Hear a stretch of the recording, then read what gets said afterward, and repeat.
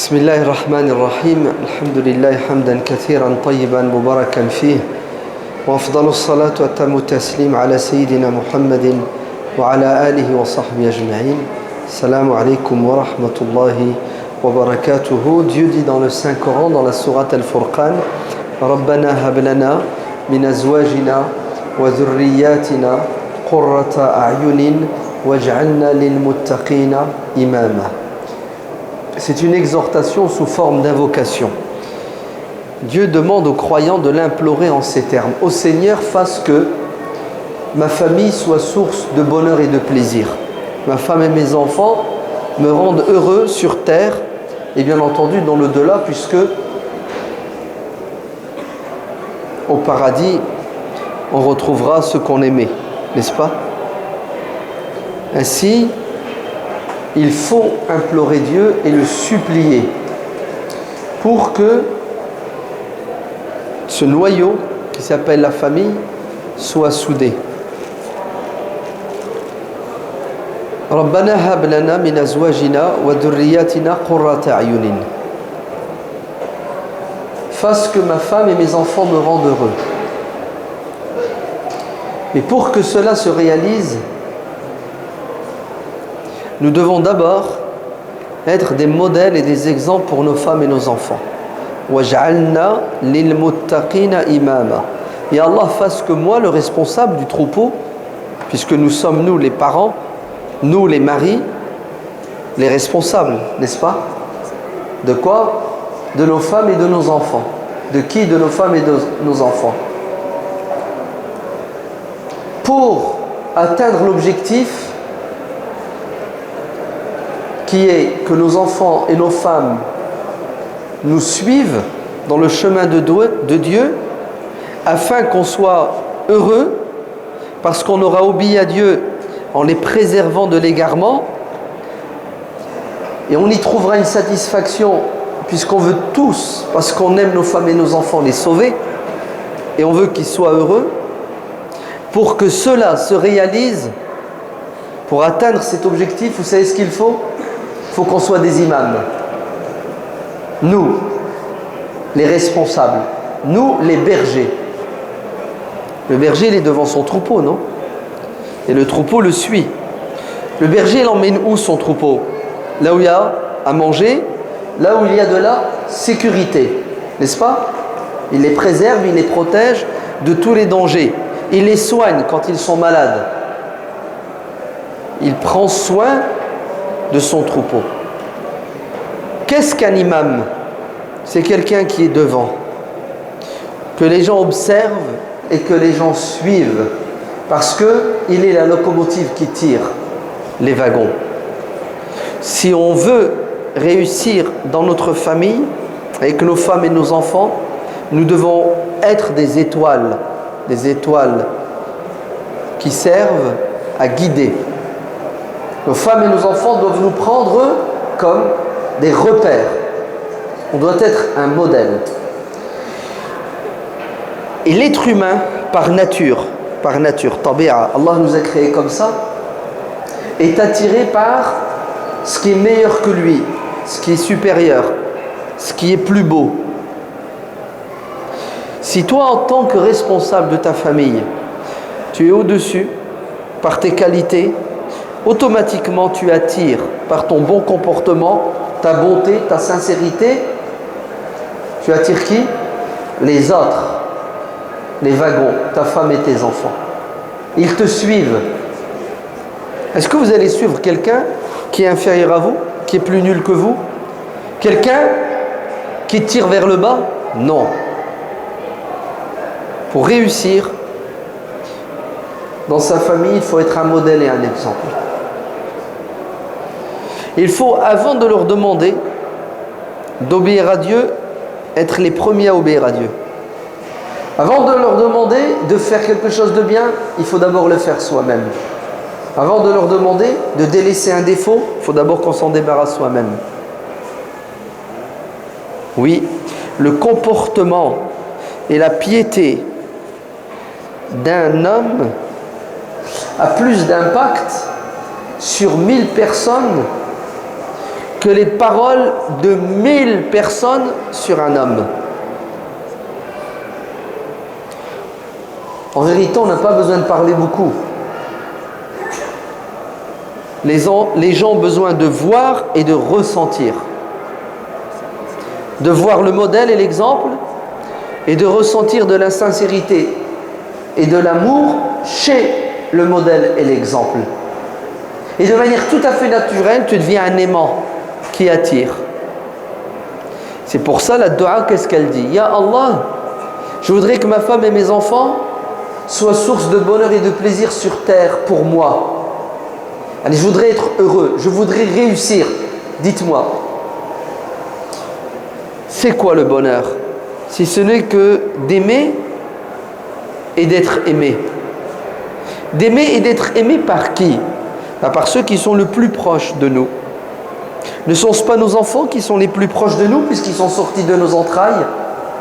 N'est-ce pas cette femme avec qui tu partages tout et tu partages des choses que tu ne partageras jamais avec quelqu'un d'autre qui est la plus proche de toi?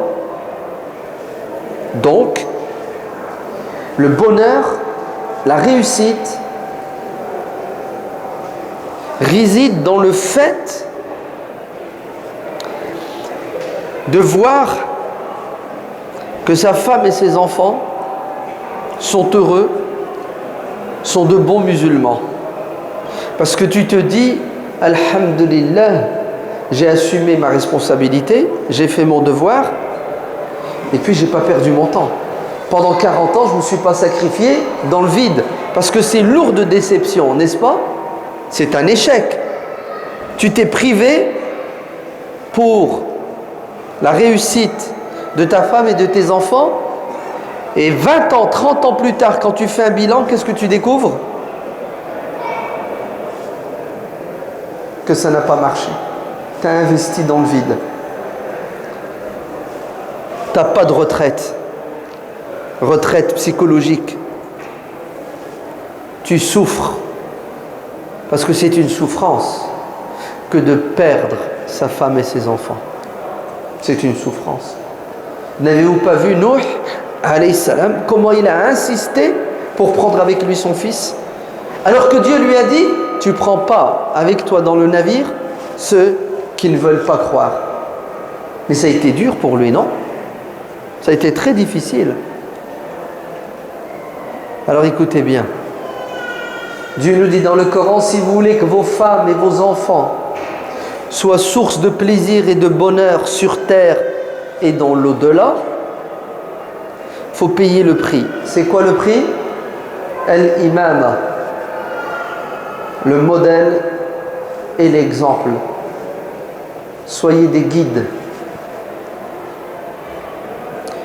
Abdullah ibn Abbas, radiyallahu anhu, turjuman al-Qur'an, l'exégète du Coran, dit, quand il explique le verset du Coran, dans la sourate Les Femmes, وَلِلْرِجَالِ عَلَيْهِنَّ دَرَجَةٌ. Et les hommes ont un grade sur les femmes, un degré, entre guillemets, de supériorité. C'est une traduction, hein. On va l'expliquer, comme ça, ça sera clair. Donc vous avez les femmes, vous avez les hommes, et les hommes, qu'est-ce qu'ils ont? Un grade. Nos savants vont donner des explications. Retenons celle-ci. Écoutez-la bien. Abdullah ibn Abbas dit, la daraja, le grade que doit avoir l'homme sur la femme, si tu dois être supérieur à ta femme, si tu dois être au-dessus de ta femme, Abdullah ibn Abbas te dit, c'est dans le comportement et les bonnes qualités. Si ta femme est patiente, tu dois être plus patient qu'elle. Si ta femme est généreuse, tu dois être 2 fois plus généreuse qu'elle. Si ta femme est courageuse, tu dois être 2 fois plus courageux qu'elle. Vous avez compris? Si ta femme, elle est pieuse, tu dois être 2 fois plus pieux qu'elle. Et ainsi de suite. C'est ce que dit Abdullah ibn Abbas. Pourquoi, à votre avis, le mari doit devancer sa femme, doit être excellent? Si elle est bonne, si elle a 15 sur 20, toi tu dois avoir 20 sur 20. Pourquoi? Parce que l'être humain, par nature, est attiré par ce qui est plus grand, plus beau, supérieur à lui.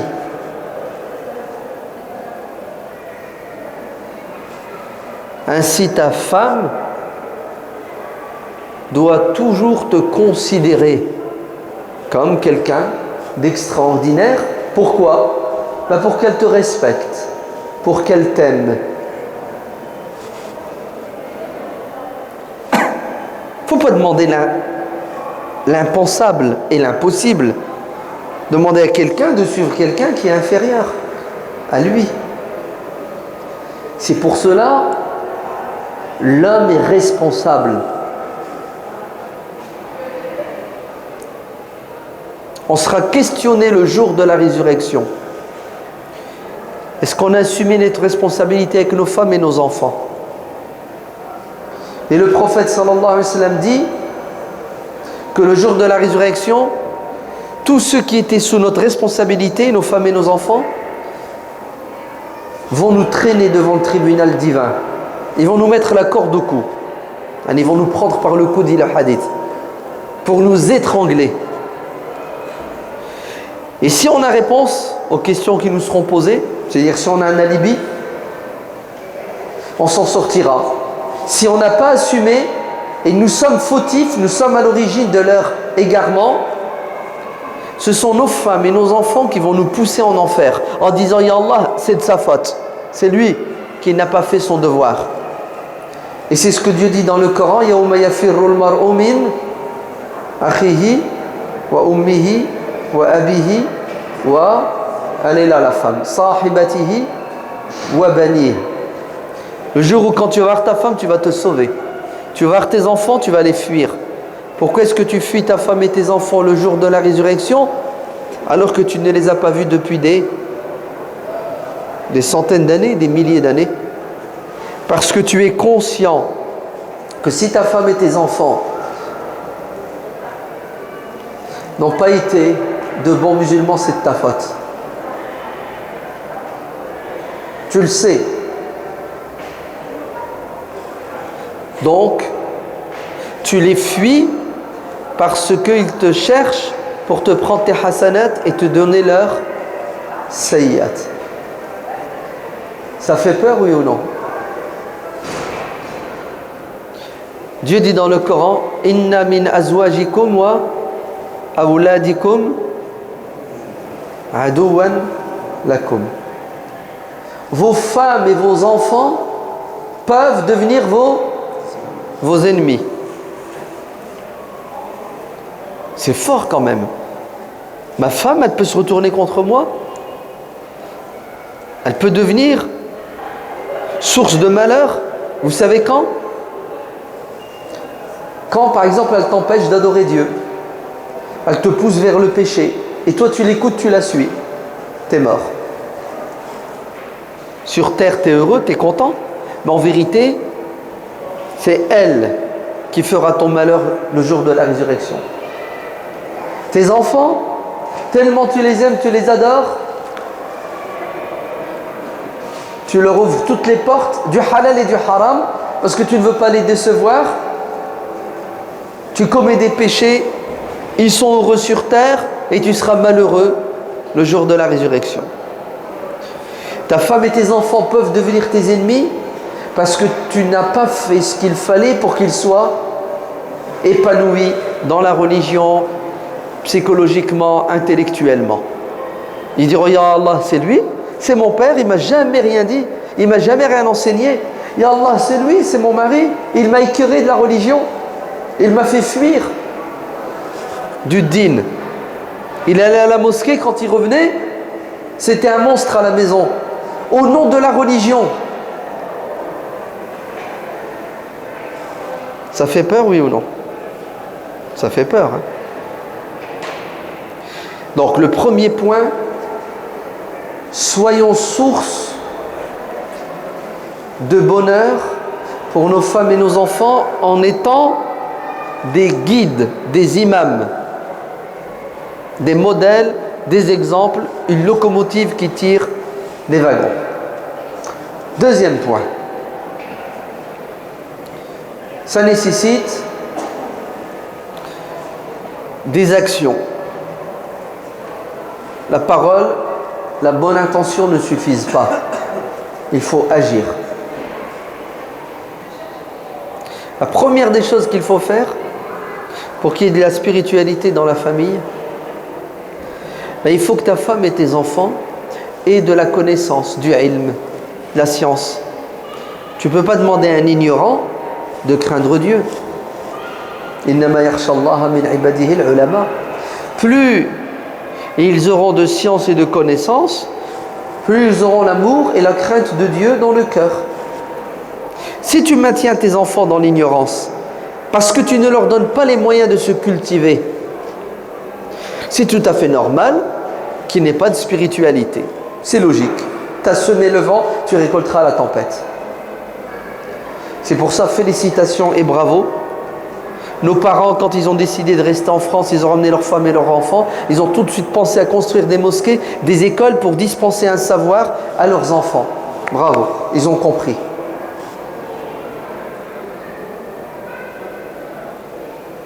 Le problème, c'est que parfois les femmes n'ont pas suivi. Parce qu'on ne leur a pas donné les moyens. Au début, quand nos parents ont construit les mosquées, il n'y avait pas de place pour les femmes, n'est-ce pas? Et après, tout doucement, les femmes ont commencé à aller à la mosquée.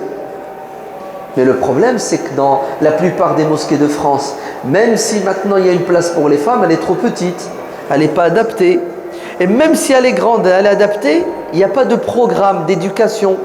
Les femmes, elles viennent, elles rentrent à la mosquée, elles sortent de la mosquée sans avoir appris, sans avoir évolué. Il n'y a pas de cours de Coran, il n'y a pas de cours de fiqh, il n'y a pas de cours de religion. On est prêt à ramener un imam, à le payer pour qu'il enseigne aux hommes et aux enfants, mais on ne ramènera pas une imamette pour enseigner aux femmes et aux filles.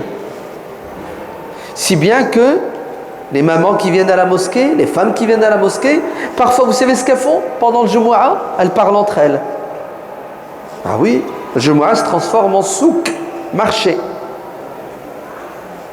Parce qu'elles ne comprennent pas ou ce que l'imam dit, quand elles le comprennent, ça va? Vous voyez quoi? C'est à côté de la plaque. Alors les femmes vont à la mosquée, reviennent de la mosquée sans que leur foi n'augmente. Le but de la mosquée, c'est d'augmenter sa foi. Mais pour augmenter sa foi, il faut augmenter sa connaissance de la religion. Alors dépêchez-vous. Donnez à vos femmes les moyens, les outils pour qu'elles puissent évoluer dans l'apprentissage de la religion, pour qu'elles développent leur spiritualité. C'est pour cela, n'interdisez pas à vos femmes d'aller à la mosquée. Dit le prophète sallallahu alayhi wa sallam, la tamna'u ima Allahi quoi? Masajid Allah.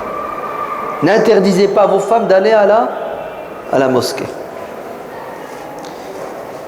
Et ne croyez pas ceux qui vous disent que la prière de la femme à la maison est meilleure que sa prière à la mosquée.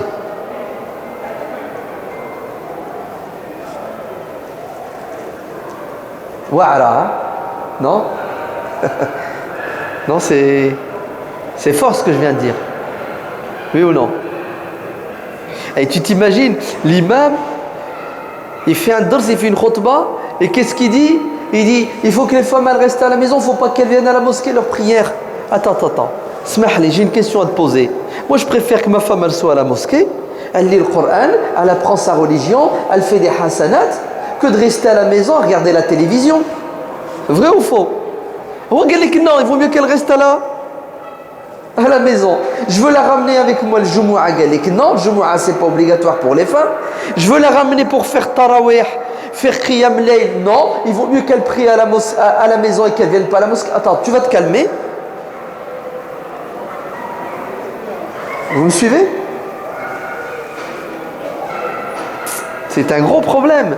On a éloigné nos femmes des mosquées sous prétexte que il vaut mieux qu'elles prient à la maison. Pas du tout. Il vaut mieux que nos femmes soient à la mosquée, parce que si elles ne sont pas à la mosquée, elles seront où? Eh oui, elles vont être, vous savez où?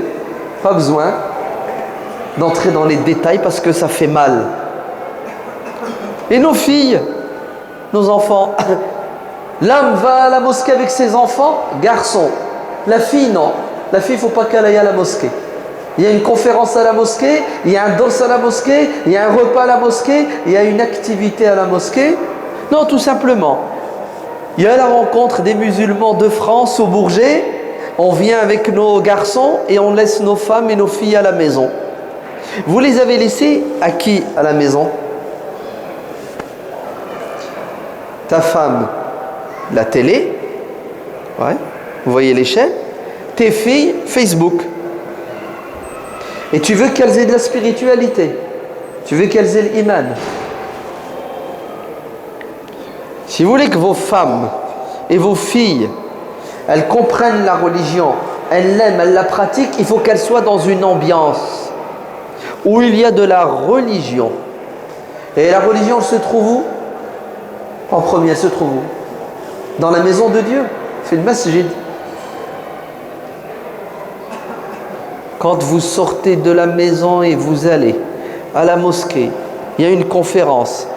Partout où il y a le khayr, du bien, vous prenez avec vous votre troupeau. Si vous le laissez à la maison, il y a les loups qui rentrent et qui font hala, le boxon. C'est pour ça qu'il y a un décalage, vous n'avez pas remarqué? Tu trouves le frère, il est bien, il est pieux, il fait du bien, il craint Allah. Et tu regardes sa femme et ses enfants, ils sont à l'ouest. Pourquoi? Parce que lui, il marche à 50, il roule à 100 km/h et eux à 2 km/h. Eux, le contact avec la religion, c'est de temps en temps. Vous savez, un petit flash, il faut attendre 6 mois pour qu'il y en ait un deuxième. Donc Allah yabarak fikoum, il faut se donner les moyens pour créer la spiritualité dans le couple. C'est pour cela, ne vous séparez jamais de votre femme. À chaque fois qu'il y a possibilité de prendre son épouse avec soi pour charger ses batteries et les miennes, je prends mon épouse avec moi. Tu sais pourquoi? Parce que toi, tu vas rentrer à la maison, tu vas dire à ta femme, j'ai écouté une conférence.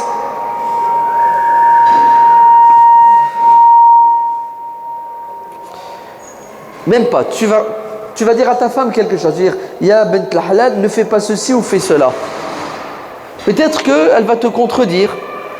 Elle a sans doute raison, tu n'as pas su t'exprimer, tu n'as pas été convaincant. Peut-être qu'elle ne va pas t'écouter parce que tu l'as dit de manière violente. Elle ne va pas t'écouter parce que la veille, tu lui as fait une crasse. Si c'est quelqu'un d'autre qui lui parle, vous entendez? Ça va passer. Elle va l'accepter. Parce que avec toi, il y avait quoi? Il y avait un blocage qui est dû à mille et une choses. Donc, donnez-vous les moyens en étant des modèles et des exemples. Et deuxièmement, toute action ou activité où il y a possibilité de développer son intelligence et sa spiritualité, vous devez y participer avec vos épouses. Et mettez votre jalousie de côté, votre jalousie de côté. Moi, j'emmène ma femme à la mosquée, il y a des gens qui vont la voir. C'est incroyable ça. Carrefour, Auchan, il n'y a pas de problème. Ouais. La Ma'alish. Ouais. La brocante, Disneyland, il n'y a pas de problème. Mais dès qu'il s'agit d'un endroit qui est islamique, il y a quoi? Il y a des blocages. C'est très satanique, hein. Attention, hein. Satan, il joue avec nous. Troisièmement, donc je disais, deuxièmement, il faut augmenter le savoir et la connaissance religieuse. Il faut donner à son épouse les moyens d'augmenter son savoir et sa connaissance pour que justement, elle développe la crainte et l'amour de Dieu dans son cœur. Troisièmement, toute pratique que vous allez accomplir, vous devez l'accomplir avec votre épouse. Vous êtes mariés pour le pire et le meilleur. Quand vous faites du bien, faites-le avec votre femme. Tu vas aller au pèlerinage, prends ta femme avec toi, mon frère. T'en as besoin, ça va te faire du bien. Ben, elle aussi, elle en a besoin, ça va lui faire du bien. Tu peux pas cette année la prendre parce que tu n'as pas assez d'argent, tu as juste pour toi. C'est rien. Patiente 1 an, 2 ans, 3 ans, fais des économies. Mais pars pas tout seul. Tu sais pourquoi? C'est toi qui es gagnant. Tu la prends tout de suite avec toi, elle va là-bas, elle a un déclic. La rahma descend sur elle. Elle va revenir, elle sera encore plus pieuse que toi. Tu es gagnant, oui ou non? Elle est gagnante, tu lui as donné, alhamdulillah, la possibilité, les moyens, et elle sera extraordinaire. Quitte à ce que tu repousses ton pèlerinage 4-5 ans. Ma'alish. Chez l'imam Shafi'i, le pèlerinage n'est pas obligatoire à l'instant T lorsque vous avez les moyens.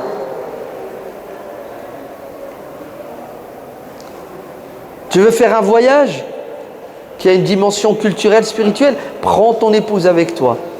Trouve une solution si tu ne peux pas prendre tes enfants. Tu veux faire le khayr, fais participer ta femme au bien. Tu veux faire une sadaqa, avant de la faire, t'en parles avec ta femme et tu lui dis, ma chère épouse, est-ce que tu es d'accord avec moi pour qu'on donne 100 € au CBSP pour un orphelin? Elle va te dire, oui, c'est bien. Tu lui dis, bah écoute, tu aimais la niya, moi aussi, comme ça l'ajr il ira pour toi et pour moi. Alors on fait des choses, nos femmes ne sont même pas au courant. Vrai ou faux? Pourquoi est-ce qu'on ne fait pas d'une pierre deux coups? Tu fais le bien en compagnie de ta femme, comme ça Allah la récompense et il te récompense. Et le bien quand on le fait, est-ce qu'il a un impact sur la spiritualité, oui ou non? Il a un impact.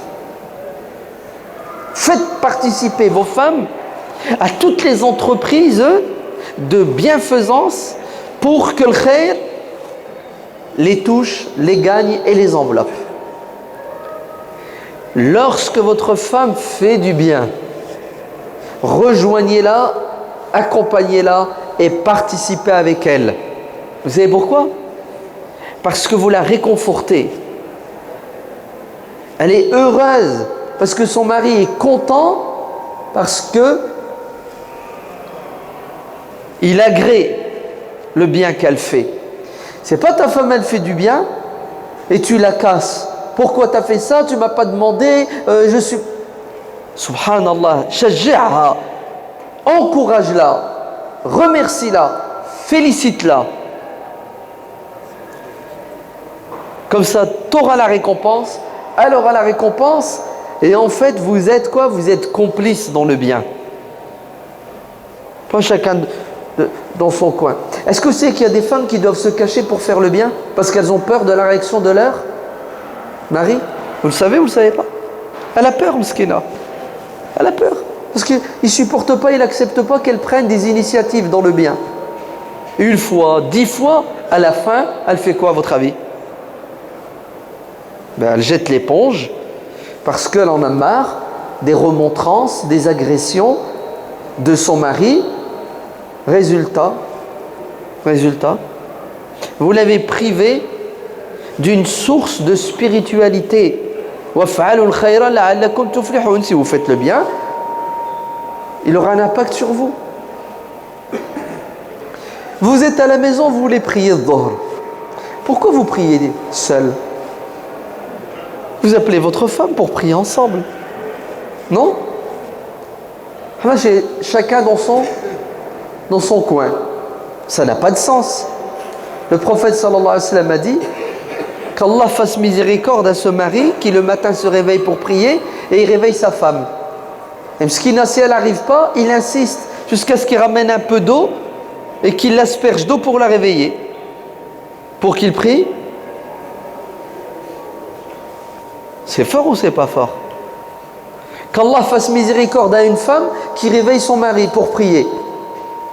Elle insiste, à la fin, elle trouve un moyen, pourquoi? Pour le réveiller, un peu d'eau, et il se réveille. Nous non, c'est elle a prié, elle n'a pas prié, elle prie comme elle veut, je prie où je veux. C'est quoi ça? Vous savez qu'est-ce que c'est? C'est Shaitan qui s'est immiscé dans le couple et qui éloigne le mari de sa femme, la femme de son mari. Pourquoi? Pour casser le lien de rahma et de mawadda, de miséricorde et d'amour. Ouais. Et si vous voulez de l'amour et de la miséricorde dans le couple, les bouquets de fleurs ne suffisent pas. Hein. Vous savez qu'est-ce qu'il faut? Il faut faire aussi des du'as. Rabbana hablana. Et le meilleur moment pour les faire, c'est après la prière, dans la prière, avec ta femme à côté de toi qui prie. Tu veux jeûner demain lundi? Jeûne avec ta femme. Pourquoi tu jeûnes tout seul? Fais-la participer. Ne faites jamais, écoutez bien, el khair sans inciter ad-dalu ala al-khair kafa'ili. Si vous incitez quelqu'un à faire du bien, vous aurez une double récompense, la vôtre et la sienne. Si vous voulez qu'il y ait la spiritualité dans le couple, il faut qu'il y ait de l'amour dans le couple. Allez, si tu veux que ta femme aime Dieu et son prophète, fais tout pour qu'elle t'aime. Ouais. Parce que si elle te déteste, elle va être déçue. Et la pire des choses qui puissent arriver à une femme, vous savez c'est quoi? C'est l'échec dans son couple. C'est de vivre avec un homme qu'elle n'aime plus. Elle n'a plus le goût de vivre avec lui. Et une femme, quand elle perd son mari, il est vivant, il est là, mais elle le perd. Tu sais, il n'y a plus rien. Automatiquement, elle devient folle. Elle devient folle. Ne prenez pas ça à la lettre. Elle est déstabilisée. Elle souffre. Et comment voulez-vous être bien dans votre peau, faire la prière concentrée, faire le bien, alors que 24 heures sur 24, vous avez un boulet dans les pattes? L'équilibre dans le couple, il est nécessaire pour une spiritualité stable qui évolue. Ouais, c'est très important. Est-ce que vous savez qu'il y a des femmes qui ont embrassé l'islam, elles se sont mariées avec des musulmans et elles n'avaient qu'un projet, c'est de vivre une vie de famille plein d'amour et d'équilibre dans la religion. C'est ça? Et avec le temps, le mari se transforme et change et il devient un monstre qui écœure cette femme de la religion. Écoutez ce que je vais vous dire. Il y a des femmes qui se sont converties à l'islam et qui ont quitté l'islam. À cause de qui? À cause de leur mari. À cause de leur mari.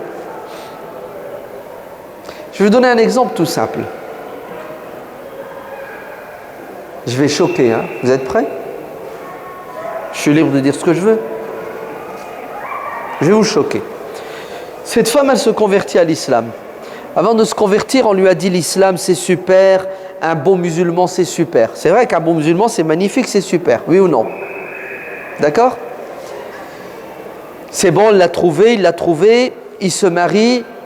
La première année c'est bien, la deuxième, la troisième, la 10e année. Et là, écoutez bien, monsieur, il a un nouveau projet. Vous savez lequel?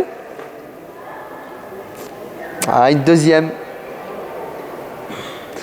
Et vous savez ce que c'est une deuxième femme pour la première? Donc imaginez-vous, c'est mieux, l'impact de cette annonce sur cette femme.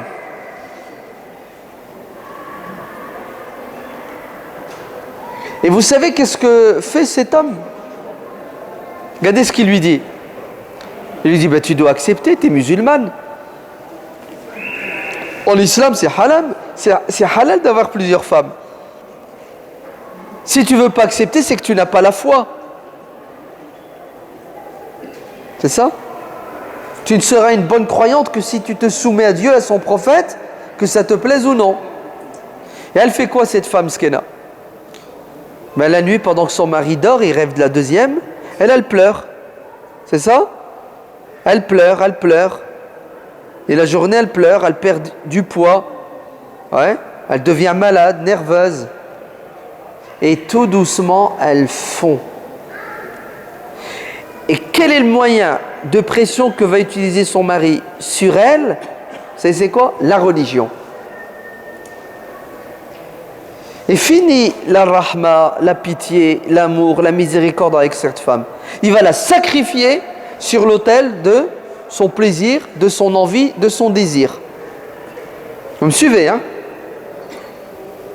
Est-ce que vous êtes au courant qu'il y a des dizaines et des centaines et des milliers de femmes qui ont renié effectivement l'islam à cause de ça? Pourquoi tu ne mets pas de côté un plaisir? Je ne condamne pas, hein, le plaisir il existe. Pourquoi tu ne le mets pas de côté pour garder cette pauvre femme en vie, skena? Pourquoi tu la détruis, tu la tues, tu la sacrifies pour un plaisir? Si vous voulez de la spiritualité dans le couple, baissez votre regard, ne regardez pas les autres femmes, n'enviez pas les autres femmes, fermez la télé, ne parlez pas avec des femmes sur les réseaux sociaux, n'échangez pas avec elles, parce que en commettant ce péché, vous allez après le justifier avec le halal. Ouais, on a le droit, c'est halal d'avoir une deuxième femme. Vous avez oublié que tous les moyens que vous avez utilisés pour atteindre cet objectif soi-disant noble sont haram, hein? Mais c'est rien, là, c'est pas grave. On tourne, afallahu amma salaf, on tourne la page. Et les conséquences sont désastreuses. Ah, si vous saviez le nombre de jeunes femmes extraordinaires qui souffrent le martyre à cause de mecs qui n'ont qu'un désir, c'est de passer d'une femme à une autre. Mais Alish, ça ne les dérange pas. Et tout ça au nom du dîn et de la religion. Un peu de fidélité, un peu d'honnêteté. On peut pousser nos femmes à détester Dieu et son prophète à cause de notre mauvais comportement, à cause de notre égoïsme. Si une femme est épanouie dans sa relation avec son mari, ça a un impact positif dans sa spiritualité, parce que tous les jours elle se réveille, elle dit alhamdulillah, j'ai un bon mari. Ya Allah, ne me lâche pas. Ya Allah, tu m'as donné le plus beau des cadeaux, un bon mari. Ou Allah, je vais marcher droit, Ya Allah. Rien que parce que j'ai peur que je le perde. Vous avez vu l'impact de la spiritualité? Marche droit, ta femme marchera droit. Ne va pas voir ailleurs, n'est-ce pas? Sinon, tu vas perdre ta femme.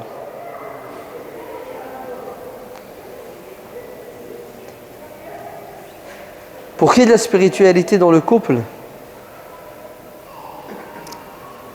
il faut des moments de pause, car l'être humain se fatigue. Oui. La routine, le quotidien, surtout pour une femme, les enfants, 24 heures sur 24, vient à bout de n'importe quelle spiritualité. C'est humain, non? Nous les hommes. Vas-y, travaille 12 heures par jour. 2 heures de transport, 8 heures de boulot, 2 heures de transport. Ta prière, quand tu l'as fait avec le sourire ou tu l'as fait... Non? T'as encore envie de lire le Coran? Vous êtes bien d'accord que le métro boulot dodo nous casse, nous détruit. Spirituellement parlant, c'est pas évident de garder le curseur en haut. Comme les obligations matérielles nous fatiguent, nous usent, la femme aussi s'use. Et j'ai même envie de dire, elle s'use 2 fois plus parce que elle, c'est 24 heures sur 24, vous entendez, hein? Dans un périmètre bien défini, elle n'a même pas la possibilité de quoi? De de prendre l'air, c'est de changer, de faire autre chose. Alors écoutez, si vous voulez que la spiritualité dans votre couple continue, il faut faire des pauses, break. Ouais. Tu prends une semaine de congé avec ta femme. C'est pas tu prends une semaine et toi tu t'en vas. Hein. Tu prends une semaine et une semaine avec ta femme. Et les gosses, on fait comment? Ah, tu te débrouilles, mon frère. Tu paies une nounou. Tu les donnes à la tante. Tu lui dis, tiens, 300 €. Tu me gardes mes enfants une semaine, je m'en vais me refaire une santé avec ma femme. Pourquoi? Pour qu'elle souffle, qu'elle retrouve son mari dans une ambiance de détente, d'amour, avec de la spiritualité. Et là, elle revient, les batteries chargées. Oui, 2-3 fois dans l'année. Tout seul, à deux, hein. Pas les gosses dans les pattes. Ou si tu peux pas, tu l'envoies toute seule. Tu lui donnes, va une semaine, pars en voyage, va faire une umrah une semaine, ma chère épouse. Non, elle n'y arrivera pas parce qu'ils ne lui donneront pas le visa. Mouchkil, hein. Tu l'envoies à Los Angeles, Los Diaboles, tu l'envoies partout sur terre. Tout le monde lui dit marhaban. Tu veux l'envoyer à Mecca, Al-Medina, ouais, pour l'ibada. Ah non, il faut qu'elle soit accompagnée d'un enfant de 14 ans. Non, en France, ils ont quand même mis 18 ans. C'est la réalité, hein. Bon, parenthèse fermée. Hein. Oui, pour entretenir sa spiritualité, il faut des moments de quoi? De pause, pour respirer, pour se refaire une santé physique, vous entendez? Psychologique. Et après, on repart avec quoi? Avec la pêche. D'accord? Si vous voulez qu'il y ait de la spiritualité dans le couple, ne laissez pas Shaitan dans votre maison faire la loi. Oui. Les péchés ont un impact sur la spiritualité et la relation dans le couple. Vous savez, c'est qui Shaitan dans la maison? Vous connaissez, hein? Ouais. La télévision, le net et tout ce qui s'ensuit. Normalement, on est tellement occupé avec les enfants, les obligations, l'étude qu'on ne devrait pas trouver de temps à regarder la télé. Non, vous ne trouvez pas? Je ne sais pas comment les musulmans font pour trouver du temps à regarder des bêtises, des stupidités, à faire des péchés en regardant la télé. Si vous voulez de la spiritualité dans le couple, il faut un programme. Oui, pour toi et pour ton épouse. Il faut que ton épouse, elle intègre un groupe de femmes pieuses qui se voient une fois par semaine pour apprendre du Coran, pour l'expliquer, pour parler de l'éducation des enfants. Parce que quand elles se retrouvent, Ijlis bina nu'min sa'a. Il y avait une sunna d'un compagnon du prophète, Mu'adh ibn Jabal, vous savez ce qu'il disait quand il croisait un musulman? Il disait, viens, assieds-toi avec moi une petite demi-heure pour augmenter notre foi. Ah oui, ça fait du bien de rencontrer des gens et parler de Dieu, du prophète, de l'islam. Ça fait du bien, non? Créer des ambiances hebdomadaires où on s'assoit, on échange et on développe notre spiritualité. C'est nécessaire, c'est important, c'est fondamental. Bon, je crois que ça suffit. Hein.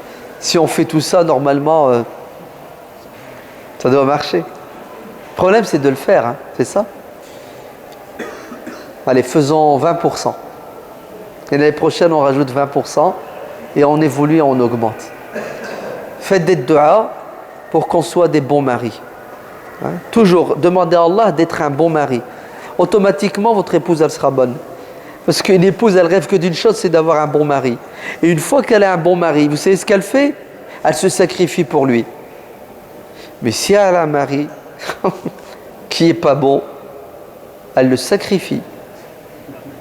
Elle le sacrifie. Sur tous les autels possibles et inimaginables. Allahumma aslih lana azwajana wa aslihna li azwajina. Amin. Wallahu alam walhamdulillahi rabbil alamin.